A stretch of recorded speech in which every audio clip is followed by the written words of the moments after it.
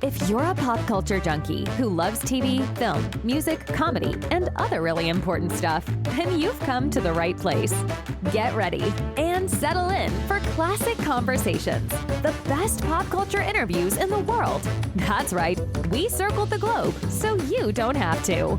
If you're ready to be the king of the water cooler, then you're ready for Classic Conversations with your host, Jeff Dwoskin.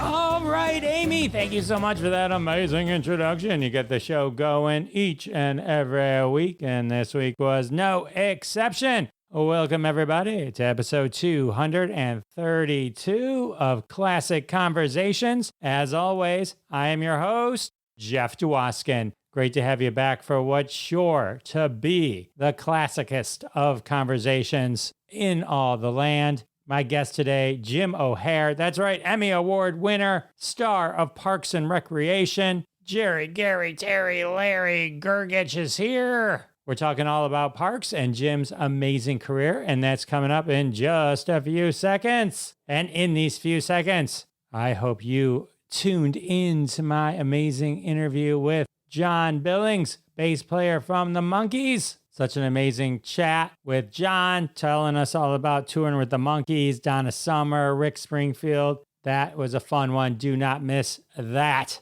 But right now, it's time to head over to Pawnee, Indiana. I had just finished binge watching Parks and Recreation with my wife. I called up Jim O'Heir. I said, I want to talk parks. He was all in. We talked about parks, Jim's amazing career. He's so amazing. You're going to love this interview. Enjoy.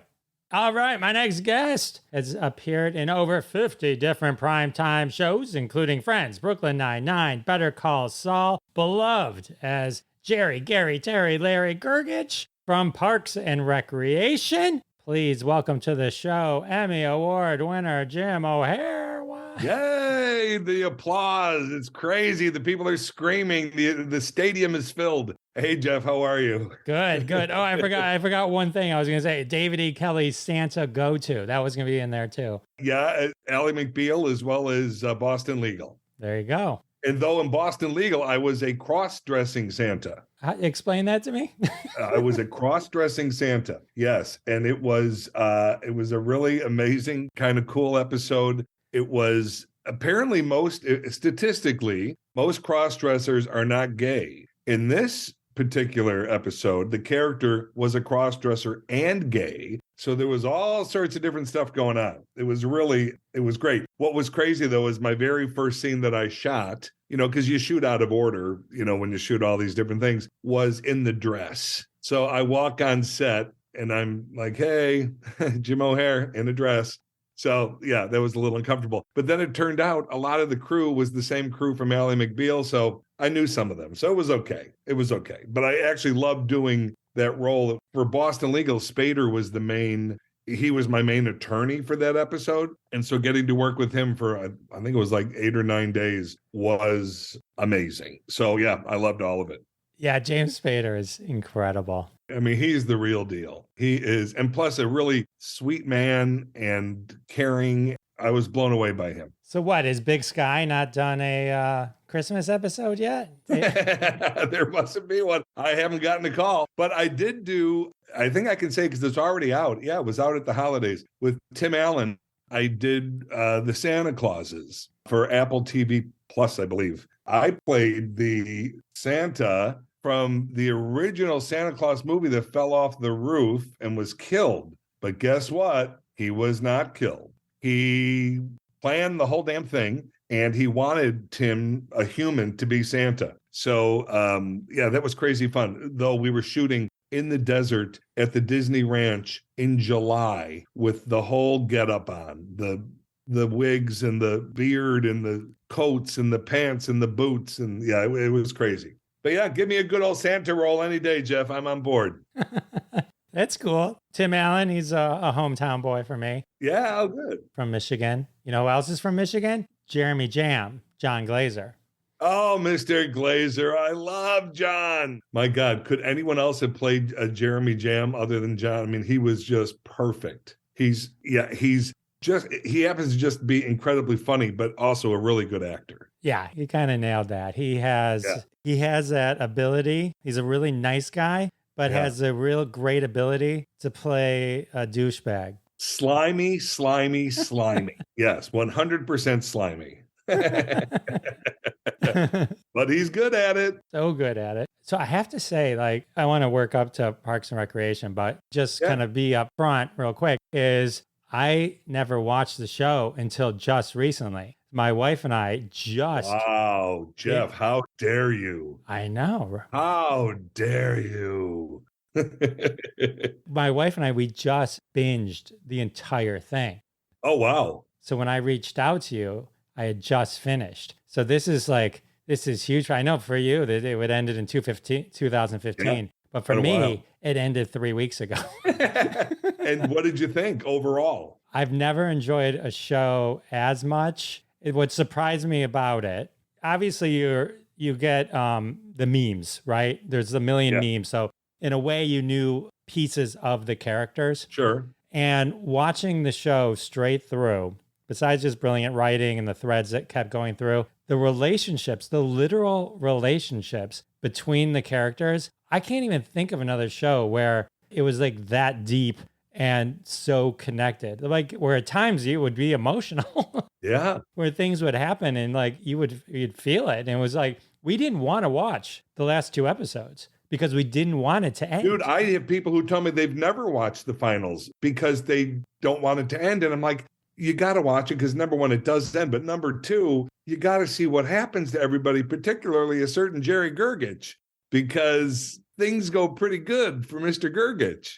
They go really good for you. And so. Yeah. But I will tell you, and not to cut you off, but I will say this. I've been on, like you mentioned, so many different shows over the years. I've been very, very fortunate and blessed with my career before Parks and after Parks. It's, a gift because I have been a struggling actor in my day and it's not easy. So I've had many years of busy, which is great. But most shows come and go. It's just the nature of it. They come and they go. For whatever reason, you never hear from them again. But something about Parks, and when I say something, I think it's what you said. There was such a closeness with these characters. I think that's why we're still out there. And we're not just kind of out there, we're out there. Like we're all over the world now.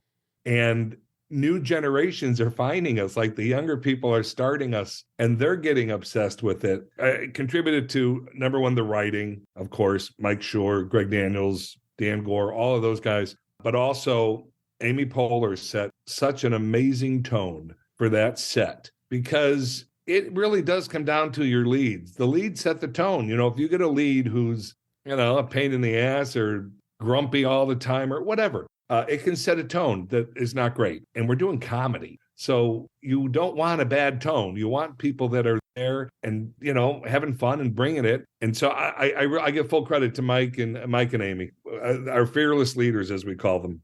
It comes through. I have a million questions for that, but I want to go on the gym journey first. When we'll work back up to Parks. Strap in, people. This is going to be interesting. Oh, it's about to get good. I will say one last thing before we go back in time is when I told people, when my wife and I would be out and we would tell people we're watching Parks and Recs, we're binging it for the very first time. I've never mentioned a show that I've been watching where people were jealous of the fact that we were experiencing it for the first time. Oh, I love that. That's sweet. Oh my God, I love that. And it was just like, oh man. So that's cool. Yeah. Oh, I love that. All right. So Jim, take me back. Chicago. Yeah. DJ. Oh man. Chicago's my home base. I started, I was a DJ at first. I went to college and I didn't know what the hell I wanted to do. And they had a radio station. So I just started volunteering and I thought, this is pretty cool. And so, it was heard by, I think it said within 12 blocks of the college. I mean, it was just this little college radio station, WLUW, I believe, Loyola University. It kind of got the blood flowing for that type of thing. So then I went to broadcasting school and I ended up as a DJ in a little town called Rensselaer, Indiana. And it was a nightmare and wonderful all at the same time. A nightmare because it was this little station run by a crazy man. And so that was craziness, a lot going on there. They paid me $120 a week. My rent was more than what I brought in for my paycheck. But the good thing was I learned so much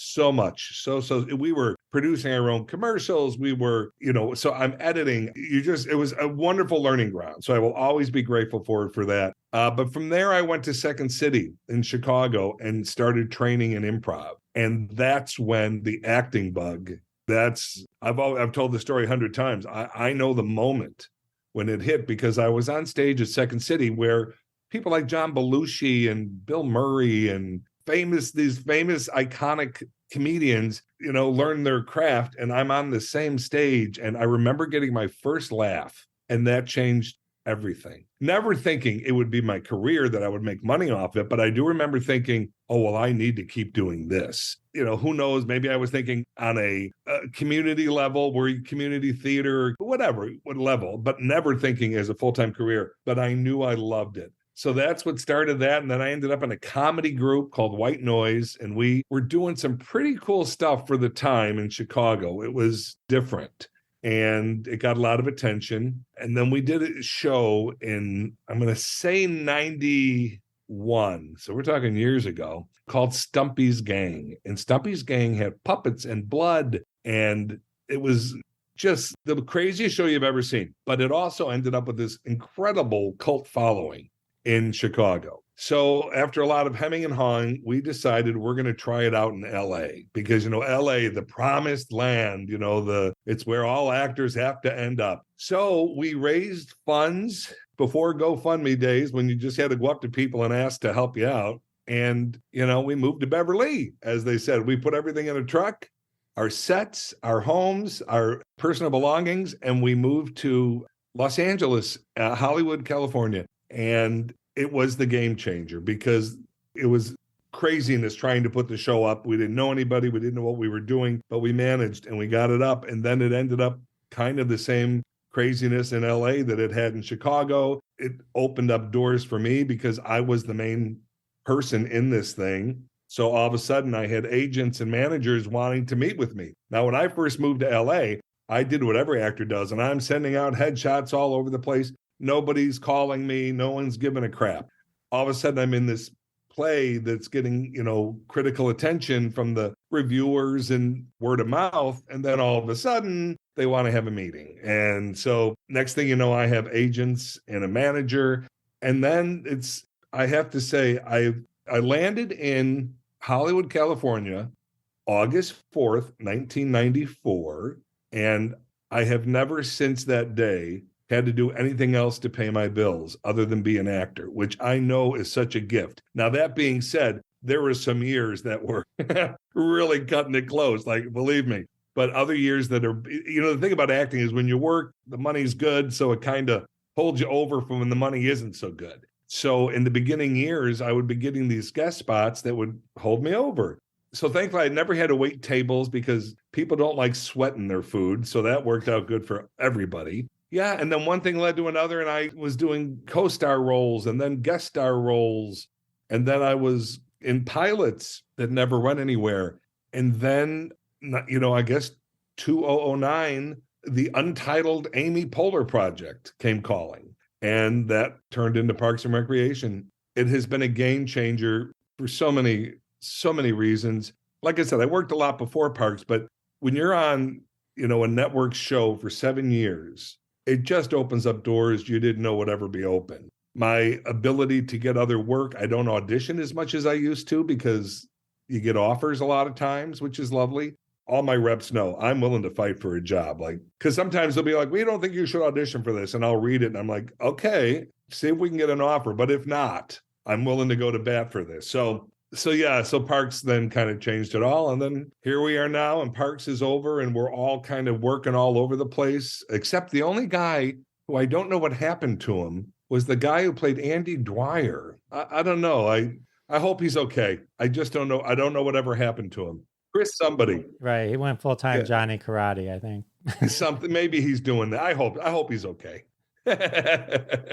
So it's funny, the order you see things, right? And so I knew Chris Pratt as Guardians of the Galaxy Chris Pratt. Before. That's interesting. Yes. Before. So now I'm watching Parks. He's not as buff as he is. He's not, right? And He's fat sometimes. Yeah, he's good. And then there's a funny in one season where he's like, oh yeah, stop drinking beer. I lost 50 pounds. Yeah. He's so funny though. I hope he does like some big comedy type stuff. I mean, I know he's funny as Star-Lord, but here's what I'll tell you. When we all went to see Star-Lord, we went to the premiere and, we only knew what he had told us about it and whatever. So we were all excited. And that opening scene where he's kind of just, he's got the Walkman and he's doing a thing. It's like, I knew right then and there, they're letting him do what he does.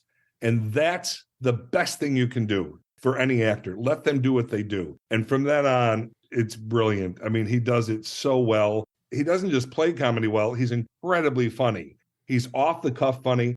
I don't know if you've seen any of the outtakes on YouTube. Some of them are filthy, but it's worth checking them out for people who haven't seen them because it was like that all day, every day for 7 years, just cracking each other up and having a great time and getting the good work done.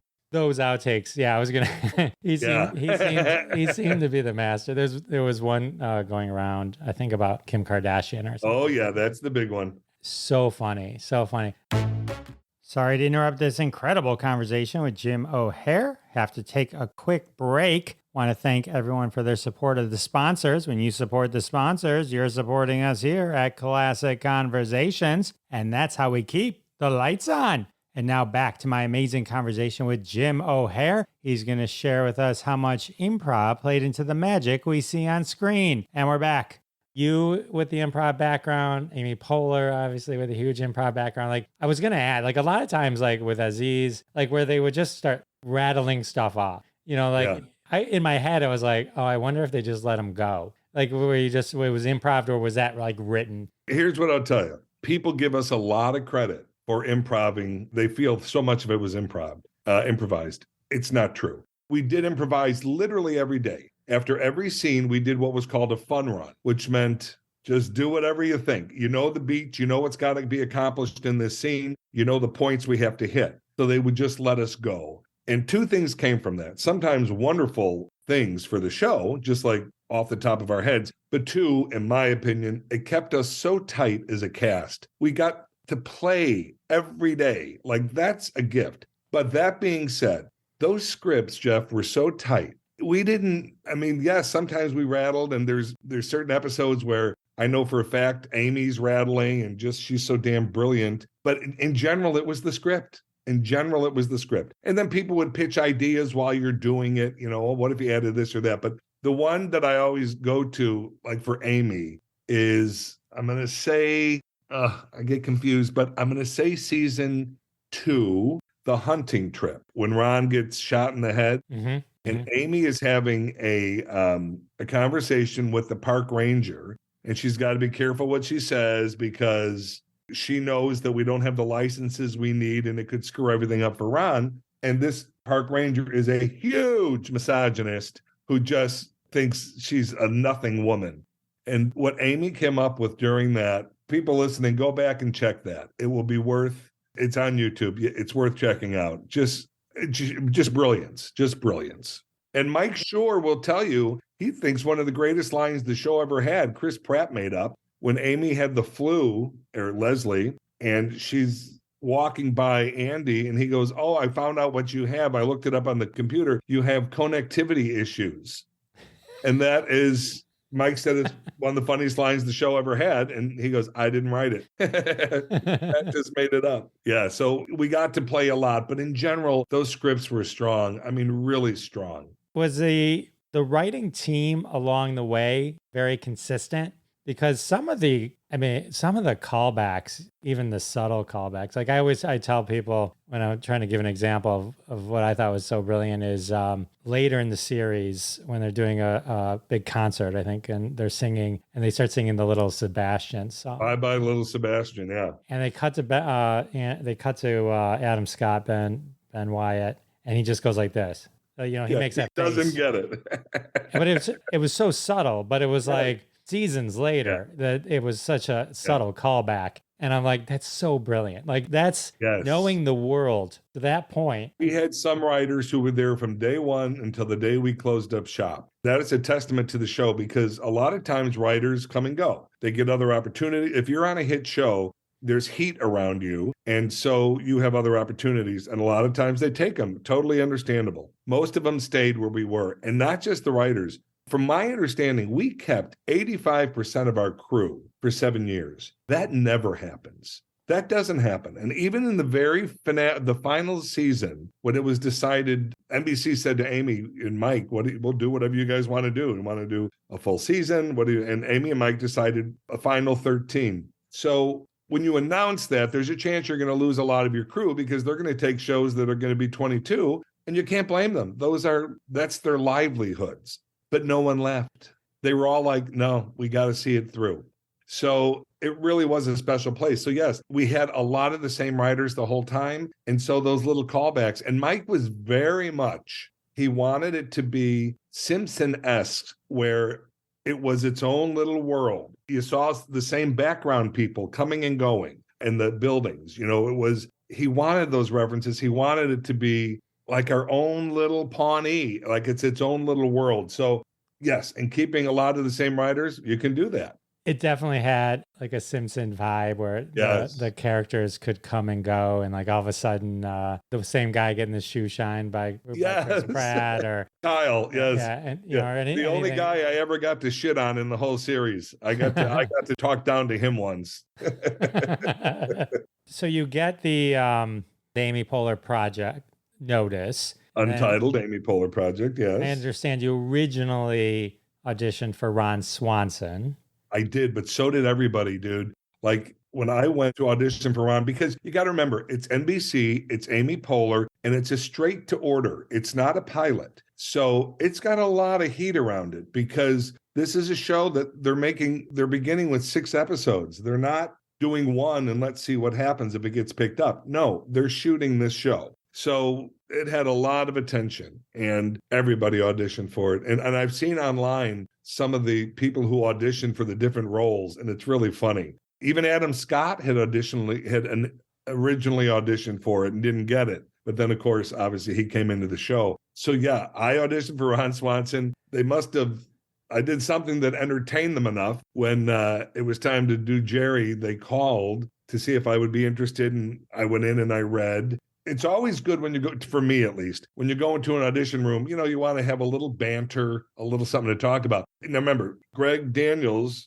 and Mike Shore, who created Parks, well, Greg was the main guy who brought The Office to America. And Mike was a writer on the show, and he also played Mose. So, I mean, they're both ensconced in The Office. Well, the last gig I did in Chicago was with Steve Carell. So I knew Carell. So it gave me a little something to chat about, which is always good. And we had great conversation. I loved it. And from what I hear, then I did the audition. And from what I've been told, Greg looked at Mike and said, he's funny, put him in a chair, it'll work out. And that's how Jerry began. Because originally it was originally conceived as like a spin-off of The Office. Yeah, it was weird. Apparently, because The Office was such a big hit, they said to Greg, give us something else. Give us a spin-off. But I think they realized really quickly that in the first, and I feel like we lost viewers initially because a lot of people thought the Leslie Knope character was a lot like Michael Scott. And we already had a Michael Scott, and that was never their intention. So when season 2 started, they turned away from that. But I think we lost people on season 1. I think they've come back. People, the show has obviously done well, but people thought it was too much like that. And that was never their intention. And yet somehow came off that way, that Leslie was kind of bumbling and, how goofy Michael was. But they corrected it. And the thing is, normally if you just do a pilot, you can correct those things because you watch the pilot, you go, here's what worked, here's what didn't work, and then you correct it. We didn't do a pilot. We did 6 episodes. So there we were with those 6 episodes. But they made some big adjustments between season 1 and season 2. Yes, very noticeable. They definitely found their footing and definitely created the world that we all know. And I've even told people, and I'm sure they would hate that I do this, but I've told people start with season 2 and then go back to season 1. Because there's some great stuff in season 1, some really great stuff. But the Leslie character is so different than what she turns into that some people are like, it was too much like Michael Scott. Okay, well, start with 2 and then go back. That is good advice. But you do need to watch one because there's so many. There's so much, there's great stuff in one, but I do think you can start two and still know what's going on. I don't think you had to see one to be able to follow the story. Absolutely. So I always tell people, oh, you have to watch The Godfather, because if you don't watch The Godfather, you miss a million references. There's a million references to The relationships Godfather. And yeah. The same is true for Parks and Rec. So it's like if you're like GIFs or like on TikTok and all these things, like you need to have seen the show to know this is where that came from. Yes. And so that's been opening up my eyes a lot. Now that you know, Now that you know, it's like, so exciting for you. So you get this awesome job, and then you didn't start off as a series regular, right? But you became one. Yeah, Retta and I, who played Donna, we were brought on as recurring guest stars. And they were so honest. Like even my agents at first, they said, we don't know if you want to do this, because I had worked a lot, and they said it kind of, they were being very honest. They said, we don't know what's going to happen with this, but at the beginning, there's going to be a lot of them just kind of in the office. And my agents, to their credit, they weren't being idiots. They said, you might feel like you're a background player, and there's nothing wrong with being a background player. But at this point in my career, I hadn't done that in many, many years. But for me, it was a no-brainer. And I said it to them. I go, you guys, I'm willing to take the chance, because look what happened to those background players, in quotes, on The Office. You're Kevin and you're Phyllis and you're Angela and Stanley. They are all, huge. And so I did it. And then in season 2, I knew less than halfway through the season, because they were giving me an episode like wrapped around my character. And I thought, wow, I'm not even a regular. But then we got the call that they were in negotiations to make me a regular. So I knew it was happening. But yeah, technically, Retta and I were not series regulars until season 3. But I've never missed an episode. I'm in all 126 of them. So, sometimes with something to say, sometimes very little to say. But I like that I was in all of them. That's awesome. That's not normal, right? It's not normal. Yeah. It all was weird, and yet it played out perfectly. Did it ever kind of weigh on you to be the punching bag? I know you guys all had a good relationship outside, but when you watch the show, it's like, oh my God, everyone, even if they bring in a random Girl Scout and you said something. Right, even that. Yeah, it never did. To be honest, the other actors, especially Pratt, they had more issues with it than I did. Like sometimes Pratt would go, Jimmy, this one seems really mean. I'm like, dude, it's funny and we're all getting paid really well. It's okay. we can do this. And when the cameras weren't rolling, it was nothing but love. So no, it never bothered me. There was a little concern as we were winding up, the old,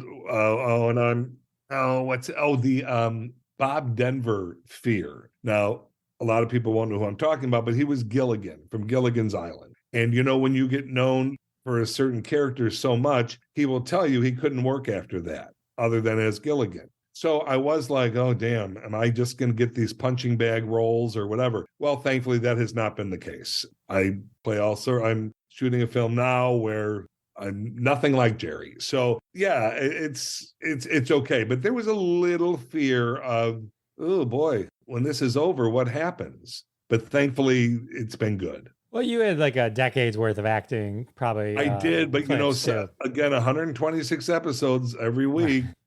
People put things in their head, so it was a concern, and not a concern to the point I was like losing sleep over it. I'm not going to like over dramatize it, but it was a concern. So grateful that wasn't the case, and yet I do realize, on my gravestone. Somewhere it'll say Jerry, Gary, Larry, Terry, Barry, whatever. And I will mostly be known for that. And I'm 100% okay with that. I couldn't be prouder. No, it is amazing. It's sort of like that catch. I saw Henry Winkler, who was on Parks and Rec. He was on Parks, He was talking, I've seen him interviewed, where he's talking about how he couldn't get work for a long time after the Fonz, because that's how everyone saw him. We live in a world where, especially if you've been, this is who you think somebody is. I did a, sometimes I'll go to the colleges and talk to the kids, and it was somewhere in Boston, I believe. This girl came up to me after the Q&A because they line up for pictures and autographs or whatever. And I could tell she was kind of out of sorts because everyone else was so excited and we were laughing and taking pictures. And I said, is everything okay? And she said, well, not really. I'm like, oh, what's going on? And she says, well, you were much dirtier than I expected. And it was like, bitch, I am not Jerry Gergich. I know who you saw for all those years, but Jim O'Heir goes blue at every chance. So it was quite an eye opener. Like people, like, a lot of the, we've all talked about, like, Amy doesn't do social media. She says, people are so mean. They can be so mean. And, she's like, I'm not dealing with that, which I totally respect that. Good for her. But for me, I mean, I can count on one hand the mean things that are said to me because people think I'm Jerry. And so they don't say mean things. I mean, every once in a while, there'll be some stupid thing or whatever, but I also don't read much of it. But I know that there's a lot of Jerry love out there. And I'm okay with that. It's all good. It's all good. All right. Very cool. So your character, while the punching bag, they did give you some cool. Oh, dude, they gave me the coolest. Yes. Yeah. A beautiful wife and a big dick. I got it all. It's a really funny scene. It's the mums episode. They're checking everybody. Yeah. They're checking everybody for mums. And he's like, man, he's got the biggest penis I've ever seen. I don't even know if he has mums. I forgot to check. I got distracted. But listen to this. I found out later they shot it both ways, where he said that man has the smallest penis I've ever seen. So when I found that out, I'm like, oh, thank God you didn't do that. Thank God you didn't do that. Yeah. And then they give me Christy Brinkley as my wife and these three beautiful blonde girls as my daughters. They took care of Jerry. And Mike will tell you they had to because, there had been so much, put upon Jerry over the years. Mike's like, we got to give him reason to live. Like, there's got to be something that he's living for. And as it turns out, he has a family who loves him. To them, he walks on water. And when he's home, it is all good. And his family is his priority. I mean, as much as I think Jerry loves his coworkers and would do anything for them, it's his family that gets him through the day. And how awesome is that? How do you complain about that? Christy Brinkley, amazing. So that Amy said it best. After she did the first episode with us, we were all talking, and Amy said she lights up a room. She just lights up a room. And not just that smile, but her whole persona. She walks in a room and it's brighter. And she's a good storyteller, like an amazing storyteller. And she's been through a lot. Believe me, I keep saying to her, write a damn book. She's really been helicopter crash, like just, oh my God, she's really been through it. And she tells some great stories. And we were so lucky to have her. And it was lucky. She didn't know who we were. She didn't know anything about the show, but her daughter was obsessed with it. And so she said to her daughter, they called me to do some show called Parks. And the daughter goes, Parks and Recreation? And she goes, yeah, that's it.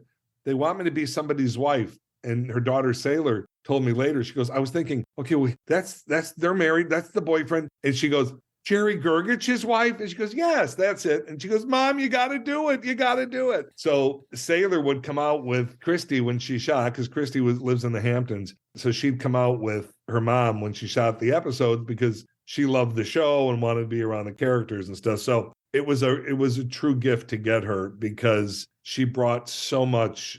We just loved her. And that was another running kind of joke with Ben Wyatt. And trying to figure out why was you guys were kidnapped. Was she? It's like, what has happened? Right. It's like, is she hypnotized? Is it like one day I could say nutmeg and she'll snap out of it? I mean... Yeah. The first time he meets Gail, I think it was at maybe the Christmas party episode. He's just, what is going on in this world? Yeah, I love that. But like you said, like in the end, you get a great send-off for all the beatings that you took. I did. You did. You got to be mayor. Yeah, I mean, are we allowed? Well, spoiler alert, yes. Spoiler, it's 2015. I'm the only one who hasn't seen You're the the show. only one who hasn't seen it. And I already saw it, yeah. I ended up being the mayor of Pawnee for like 30 years. We see me at 100 years old, which, it was 5 hours to get into that makeup. And Christy comes up to me and she goes, oh, Jim, look, they gave me little wrinkles by my eyes. I'm like, oh my God. Because of course she still looked amazing. But yeah, 5 hours to get in, and it was rough. Those last couple weeks of shooting were very emotional. I couldn't get through a scene without crying because there was so much ending, not just a show. I've been on shows that ended before, but knowing that day to day, this crew, this cast, these writers, these producers are no longer going to be in my day-to-day world, it was a lot. And I remember one of the scenes of my final birthday party my family's throwing me when I'm 100. The director, it was Dean Holland, and he comes up and he goes, Jim, I got to get at least one take where you're not crying. I go, dude, I'm trying so hard. Believe me, if I could, anyway. So I think we eventually got one, but it was tough. I love hearing that you were crying. It's so, dude, it was all of us. It was a tough couple of weeks. It was really tough. I'll tell you where I'll admit I lost a little bit on the Leslie Knope governor speech where she was doing that speech. And like it was emotional. We felt really close to all the characters. And the funny thing about you dying at 100 is everyone pretty much else didn't age. Like Christy Brinkley and the exactly. And then they kind of imply that Leslie Knope became president. You can take it however you want. Yeah, I mean, some would say she's president. Some have said governor, and that Ben's governor. Yeah, there's ways to go with it because they show up to my funeral and there's obviously Secret Service of some sort. So yeah, it could be whatever you want to. Me personally, Jim O'Heir, just from these characters, I want to think she's president. That would be a hell of a presidency. In my heart, that's what I think. Yeah, me too. And they spell your name wrong on the exactly, which is fine. And I love how passionate you were about being a notary. And and then you got the 21 stamp salute. But I mean, that right there, Jeff. And again, I'm not a writer. So when I say this, that is absolutely brilliant. A 21 stamp salute. Like, who comes up with that? But these people did. It's brilliant. I mean, and just to tie it back to when you became a notary. I mean, like, who would think like, oh, how could we work in the notary part into a funeral? I mean, how do you even think of that? Yeah, I know, always blown away. I would say every week we'd leave the table read. We normally did it on a Wednesday, sometimes on a Thursday, depending on what was going on. And I'd say to they did it again.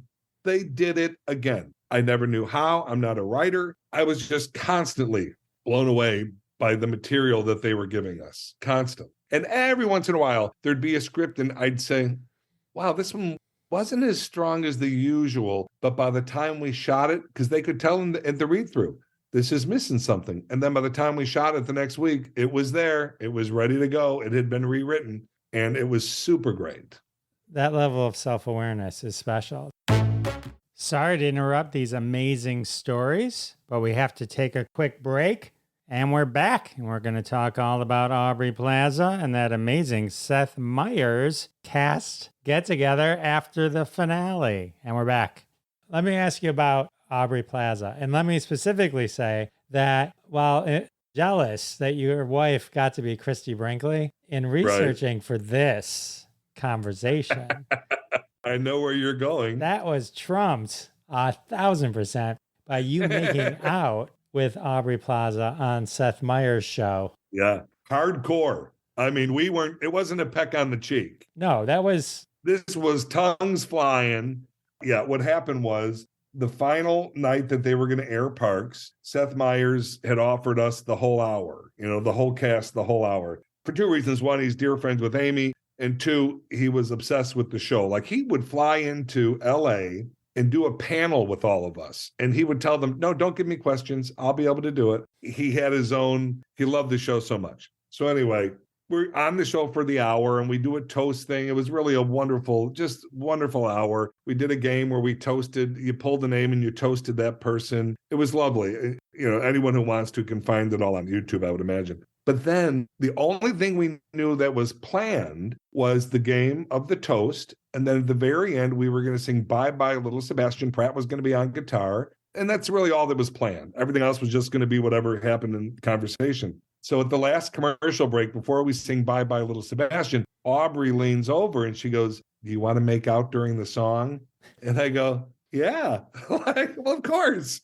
And so we did. And it's not just great watching us do this because it's so ridiculous, the old guy with this young, beautiful girl. But when you watch the other cast members' faces, when they realize what is happening, and Mike Schur is there, and it's just horrifying. They're just sickened by the whole thing. The only one who knew it was going to happen was Adam, because he was sitting between Aubrey and I. So he was the only one who knew it was coming. But Amy didn't know. Retta and Aziz literally puts his hands up in front of his eyes like, no, I can't see this. Yeah, that was something.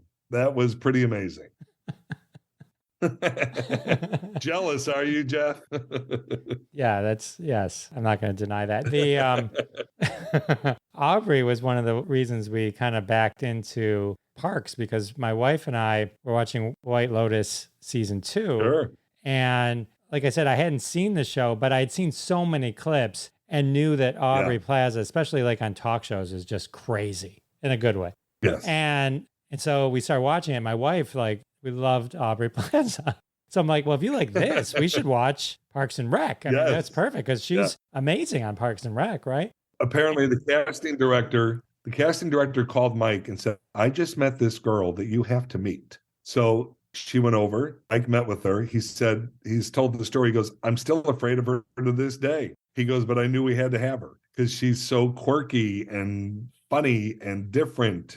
And, you know, she used to be a page at SNL when Amy was at SNL. She was a page there. And now, a couple months ago, she hosted the damn thing. I mean, it's pretty wild. It's pretty wild. That's a great story. Yeah, it's so cool. Tell me Nick Offerman's story. Oh, Nick is just the greatest. Nick is, you know, the old term salt of the earth. That's just who Nick is. 6 months ago, I don't know, he texted me and he said, any chance you're in town? I said, yeah, what's going on? He goes, well, I'm going to open for some band. Because Nick does this one-man show kind of all over the world. Like, it's a huge success. He said, I sing Bye Bye Little Sebastian. What would you think about just walking out while I'm singing it and you sing it with me? And so I did. And of course, the place went crazy because, number one, they went crazy when Nick started it, you know, Ron Swanson. And then here comes Jerry Gergich. And it was, you know, it was crazy. But Nick is just good people. We never could figure out how we didn't know each other because he's from the Chicago theater scene. I'm from the Chicago theater scene, but our paths did not cross, at least that we remember. Maybe something did happen, but we never did a show together, which is so odd. He's done so many shows. I've done so many shows, but it never happened. He's one of the good guys. It's funny. His crazy ex-wives, Tammy, right? The Tammys, right? And then you had a crazy wife, Tammy, on Strip Mall, Julie Brown. Oh, my God, dude. I totally forgot about that. Yes, I did. Julie Brown. Yes. Oh, my God. Let me tell you, here's what I always say about that show. It was the dumbest show I've ever been on, but damn, did we have a good time. I mean, we had fun. Julie Brown is so awesome. I wish I could think of the name of, I'm not going to, the guy who co-created it with her. I can picture him.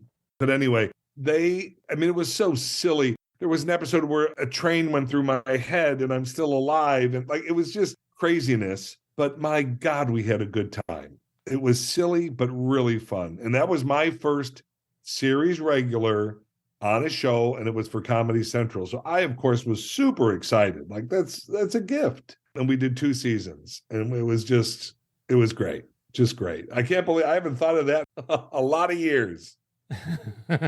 Julie Brown must have been a hoot because Homecoming Queen has got a gun. Is one of the funniest things. And she turned it into a live show before COVID, and I went and saw it. It was hysterical. And it continues from where the song left off. I won't say what happens in case people end up seeing it, but there's more to the story than just the cheerleader shooting everybody. Oh, it was really There's always more to the story. There's always more to the story, Jeff. Now, Victoria Jackson was in that. She went on Saturday Night Live too, or perhaps she was. Yeah, the one episode I caught on YouTube, you were having like an ass attack. There were hemorrhoids. I should go and check that out. It's been so long. Crazy stuff. Crazy stuff. So let's see what else. You won an Emmy. You're an Emmy Award winning actor. Did. A daytime Emmy. I Had never done a soap opera in my life. I didn't know what that even was. I mean, I knew what they were, but I didn't know how they worked. And we got a call. They were kind of doing like a kind of celebrity cameo. And they used me and Monica Horan, who was on Everybody Loves Raymond. She played Brad Garrett's wife, Amy, I believe. And so we did a couple of the episodes, and I got nominated. I thought it was a joke. Truly thought one of my friends were busting my balls like, this is BS, because I was in a car heading to Chicago to, I don't know, film something. And the call came in and it said, "Hi, I'm so-and-so from Bold and the Beautiful." And I said, "Hi." Like, okay. "Yeah, I want to congratulate you on your nomination." I go, "For what?" He goes, "For the Emmy." I go, "What?" So while he's talking, I'm thinking it's one of my buddies setting me up. And so, but I Google it on my phone while he's talking, and it's like, oh, hell, there it is. Yes, I'm up for an Emmy. So I was shocked. I was super shocked. And then I wasn't going to go to the ceremony. Nothing against the Emmys, but I had two friends, well-known comedians, who were doing a show that I had said I would be at. And it was the same night. And I said, I promised them and whatever. And so I got a call from CBS saying, "We would really appreciate it if you went. We'll get you out of there right after your category." Anyway, so they made it as convenient for me as they could. So I said I would go, never thinking in 1,000,000 years that I would win. I mean, truly, no thought of a speech, because I was up against people who are sobbing and, soap operas, and they're crying and they're this and that. And anyway, so Larry King announced the winner, and he goes, "Jim O'Hare." I just the camera's stuck in your face, because I was ready to do that fake applause for the other person. Like, "Oh, congratulate," the fake, "Oh, good for them," and then get my ass out of there. But I couldn't, because he said my name. And I've told this to people, and you can see it if you can find the video where I win. All that went through my head was, my God, that name is so familiar. It did not click that it was me, just because I had no expectation of it. And then the girl next to me from the show was like shaking me. And she goes, you won. I'm like, what? So then I got up there, and I didn't know what I was going to say. And I just was like, speak from the heart. So I gave my little speech, blah, blah, blah. But I never got to my friend's show, because then you have to stay for press and party and blah, blah, blah, blah, blah, blah. But yeah, so in my dining room, there is a Emmy. It's kind of cool. That's pretty awesome. Yeah, I like it. What's not to like? So the other show that my wife and I are obsessed with is Friends, and you were on Friends. I did a Friends their last season, yeah. Their last season, and you were with Chris's first wife, Anna. Which is so funny. I met Anna before he ever met her. Oh, yeah. Really? Oh, yes, he didn't know her at that point. We were the two guest stars, and she had not done multicam before, so she was a wreck, nervous. I mean, we're all nervous just by the nature of it when you're guesting, because you can lose your job in a heartbeat. But she was just really nervous, but it was the cast was wonderful, and Schwimmer was directing, and he was great. So they really made us feel very, very comfortable. But we'd be walking back to the cars at night and, just chatting or whatever. And so I used to joke with Pratt. I'm like, "Dude, you're lucky I didn't make my move, my friend." Yeah, she would have been all mine. She would have been all over this 50-something-year-old. It's a funny scene, because you mess up the... I mess up, of course, yes. Yeah. Pre-Jerry. So, Pre-Jerry. And then Matt LeBlanc, you were in Ed with him. That was one of your early roles. Yeah, and I think that was, the first movie I ever did. And it was, they were such a hot property, all the Friends people. So they were throwing movies at all of them.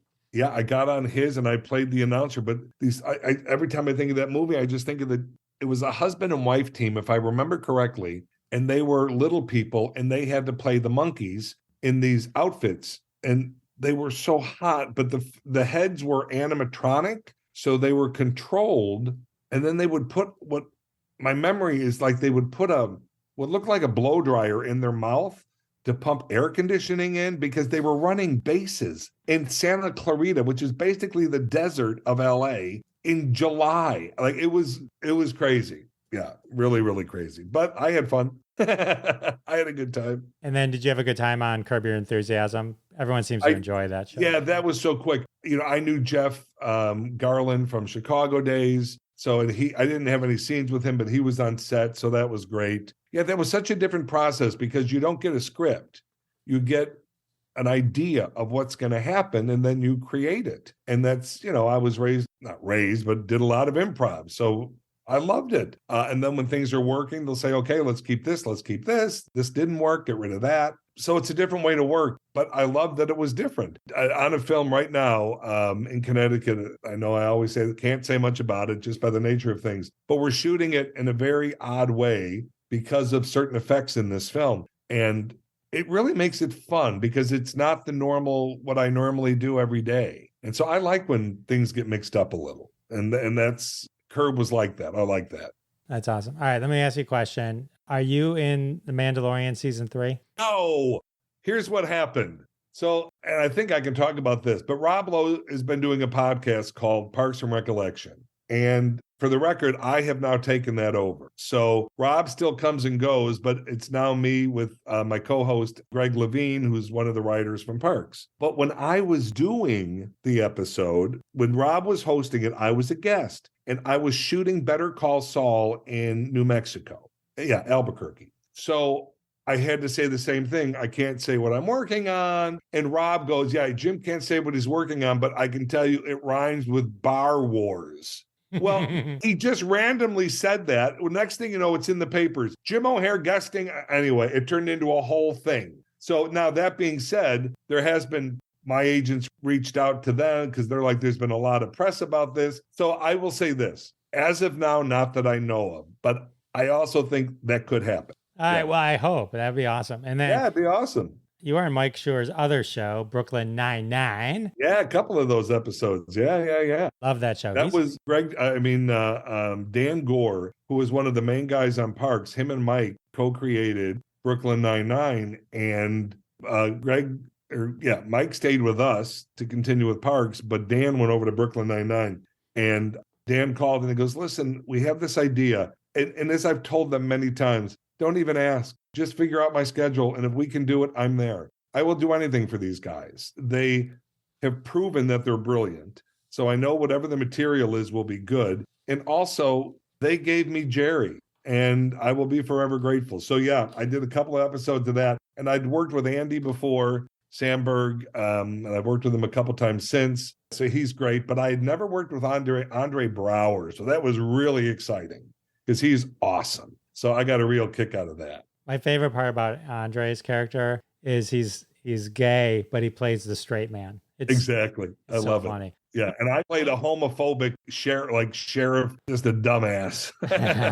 So, Jim, thank you for spending all this time with me. I can't thank you enough. Where can people keep up with you on the socials? Instagram, The Real Jim O'Heir, Twitter, Jim O'Heir, Facebook, I think Jim O'Heir. Oheir. It's spelled a little different. Yeah, I'm out there. But actually, check out the new Parks and Recollection podcast. Starting with season 4, I am the host, one of the hosts. I love that. I will put links to everything. Thank you so much. Thanks for hanging out with me. This has been fun. Great questions, Jeff. You brought up memories I haven't thought of in a lot of years. Oh, thank you. Take care, dude. Everyone, the amazing Jim O'Heir. Gary, Jerry, Larry, Terry, whatever you want to call him, the amazing actor who just brought that character to life on Parks and Rec. I was so excited to talk to him. He was so kind. He talked to my wife after for a quick bit. She really wanted to meet him. I hope you enjoyed all those amazing stories and the behind the look into Parks and Recreation. Check out Parks and Recollection. Jim's now the co-host of that awesome podcast. So much Jim O'Heir to keep in your life. And do not look for him on The Mandalorian. Now we know he's not there. We knew it anyway because it already aired, but I had asked him. Anyway, now we know why that was even a rumor. So that's cool, right? All right. Well, the interview's over. Can't believe it. Episode 232 has come to an end. I want to thank once again my amazing guest, Jim O'Heir. And of course, I want to thank all of you for coming back week after week. It means the world to me, and I'll see you next time. Thanks so much for listening to this episode of Classic Conversations. If you like what you heard, don't be shy and give us a follow on your favorite podcast app. Also, why not go ahead and tell all your friends about the show? You strike us as the kind of person that people listen to. Thanks in advance for spreading the word, and we'll catch you next time on Classic Conversations.